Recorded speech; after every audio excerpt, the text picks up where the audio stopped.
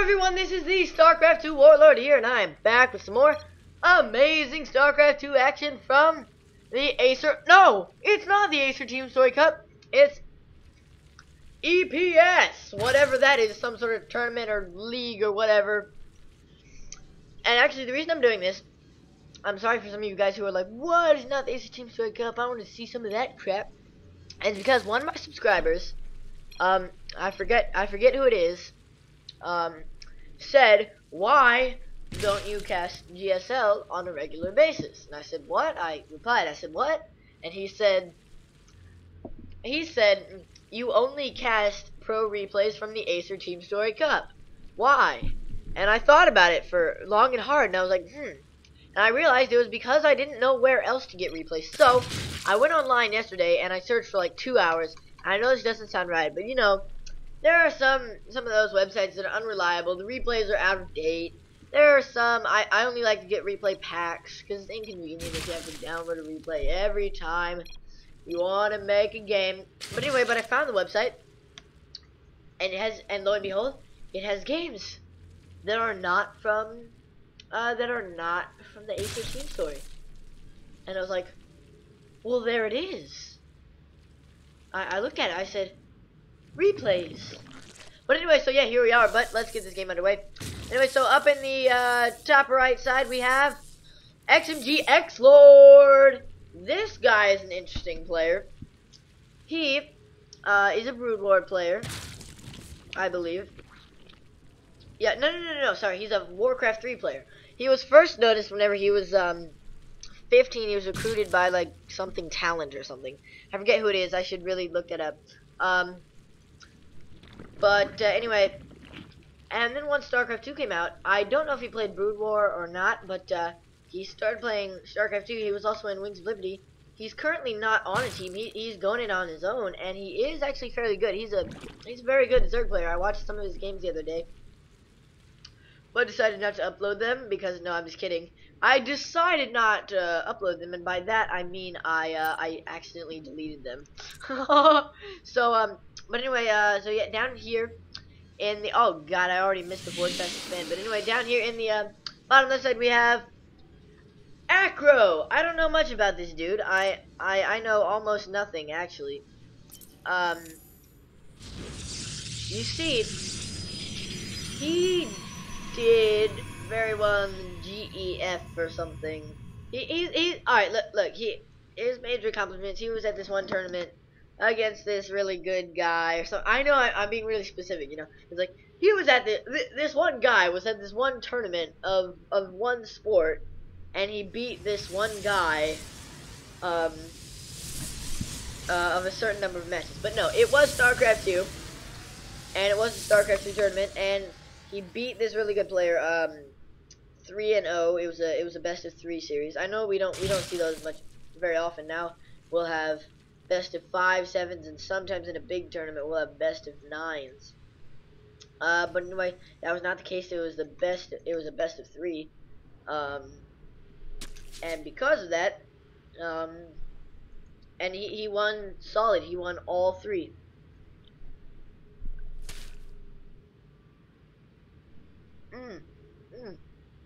Sorry guys, I was just eating pizza there. We do have a forward fast expend. I swear, I used to forward fast expend all the time in Wings of Liberty. But these days, I don't usually forward fast expend. Because, well, 2 things. Number 1 is, well, you can get,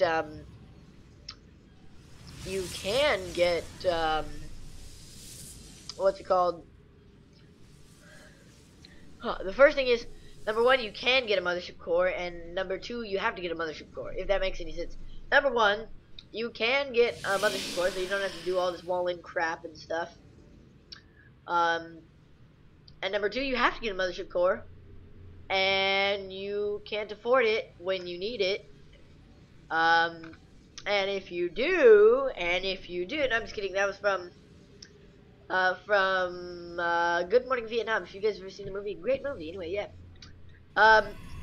Whoa, a triple expand. before the 7-minute mark. That's like a Zerg play. That's, I mean, as you can see, we did have the third base for the Zerg player. But anyway, yeah, that is a Zerg play. I'm serious. You do not see that very often by Protoss players. And see, this is why. Because look at the army split. Zerg, it's 575 versus 175.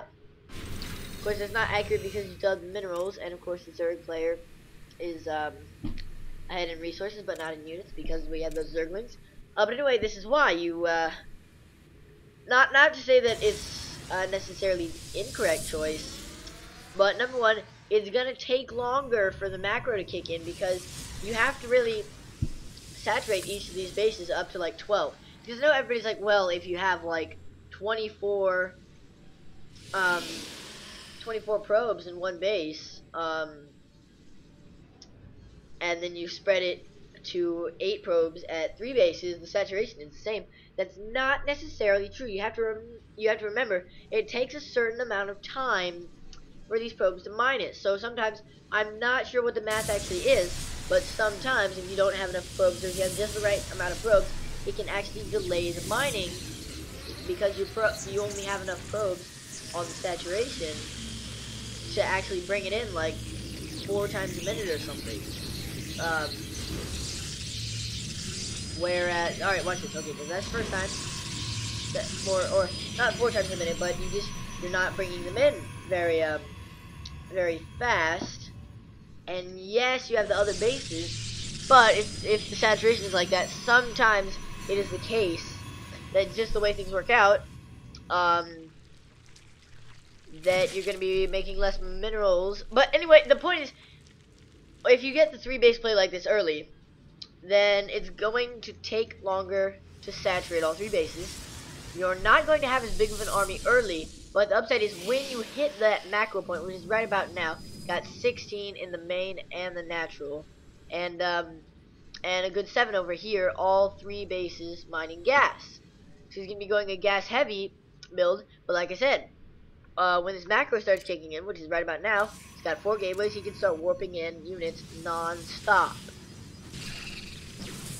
Oh god, I love this now. Now, it only shows health bars and stuff if they're wounded. That's actually amazing. That is actually amazing. Fortunately, it means I have to select guys to see how big. Alright, I was talking about Immortals the other day. Immortals are a very interesting unit, as they are the hard counter to things like roaches. He does have the 1 attack. That means he gets 50 damage versus 55 damage versus all armored. See this macro kicking in? So what's the army like now? Now he's in the lead. See? But this is actually a very macro-oriented game, and I'm not saying that it's necessarily going to be a long game, because sometimes, you know, people are like, it's a real macro game, and they mean that it's a long game where players just macro up. But this is not so much of, I mean, it might be a super long, oh yeah, no, yeah, it's not going to be a super long game, but it's just really macro-oriented, man. Look at, did he get over, no, that is a lot of mutas, but mutas are bad versus stalkers. Then again, stalkers aren't the best versus mutas. They're kind of like marines, in that they take damage from mutas really slowly, so they can just sit there and juke out the damage. Oh! And the Nexus Overcharge. Wait, is that Photon Overcharge or Nexus Overcharge? Yeah, Photon Overcharge. That is a great spell versus mutas, because the range on it is like, range is 13. That's as much as a siege tank, as well as a Tempest. Or do Tempest just have 12? Keep on forgetting. But we do have an army, small army over here. The creep spread is not as good for the 4th base. Then again, you have to remember, people are like, oh, he's on his 4th base. He should have way better creep spread. And that is true. Really, you want to have better creep spread if you want to secure this 4th base completely. But you have to remember that it's the 13-minute mark. So considering that, this is actually a fairly solid, what's it called? It's actually fairly solid creep spread. at this point, at the 13-minute mark, this creep spread is actually fairly good. Or I wouldn't say good, but it's decent. It's above average. It's good. Yeah. But we do have the Muta harassment going on here in the main. But we do have the +2 Zerg ground attack.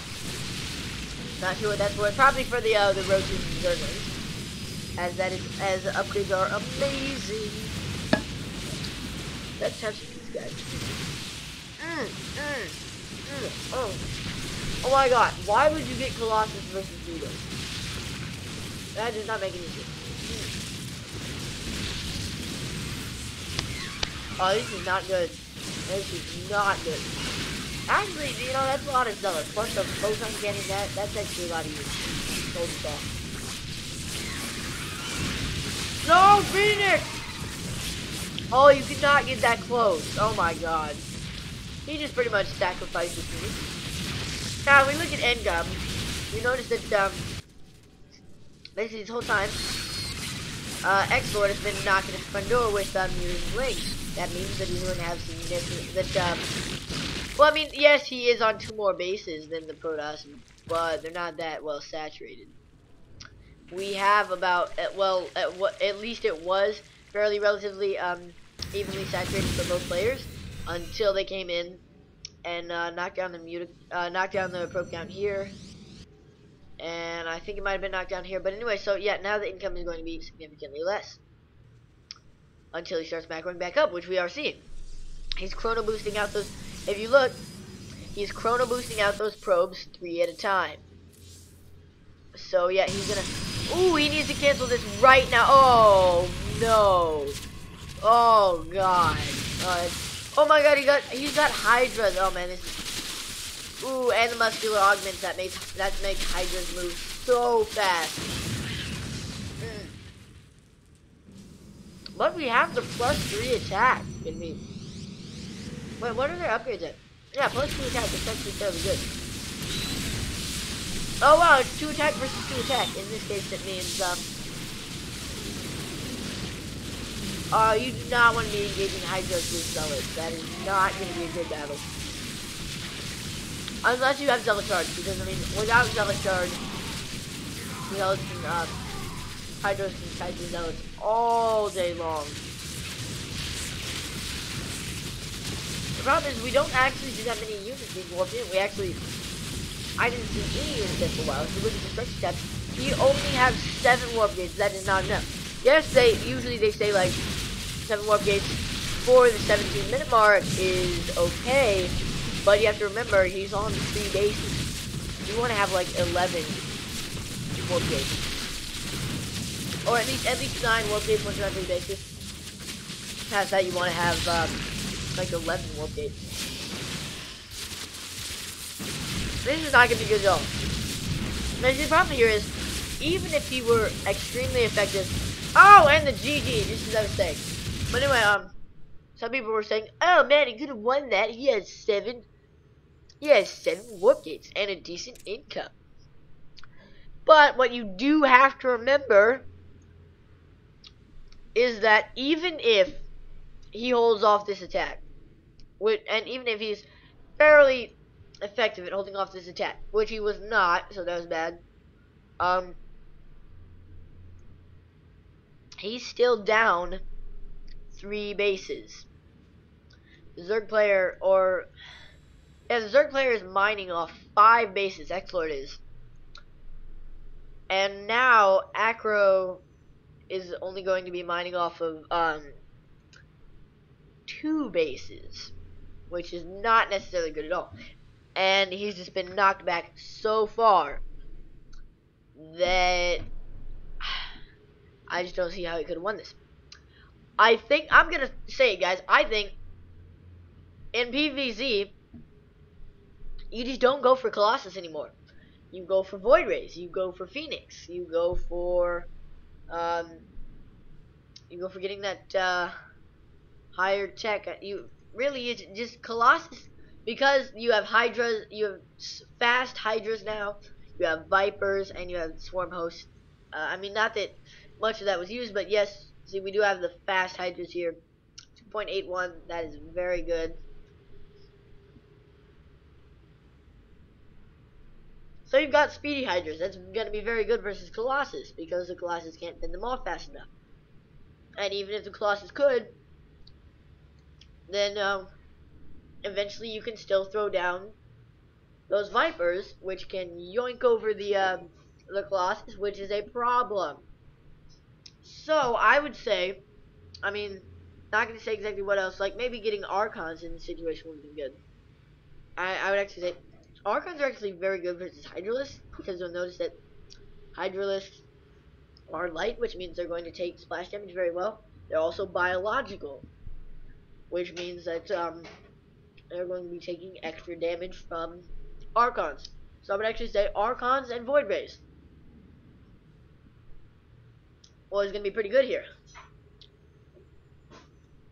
But that's neither here nor there, and a great game played by both players. I just think that AcRo had a little bit off of a new competition. It could have been his game either way. But anyway, this has been the Starcraft 2 Warland, and I hope you guys enjoyed it, and I'll see you guys next time.